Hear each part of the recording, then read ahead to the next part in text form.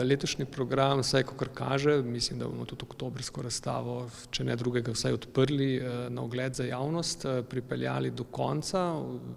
To je bil kar hud zalogaj, pravzaprav, ker smo kar nekaj razstav pravzaprav pripeljali iz tujine. Prva, ki je odprla letošnjo sezono, je prihajala iz Milana, takrat žarišča, enega od žarišč covida v Evropi.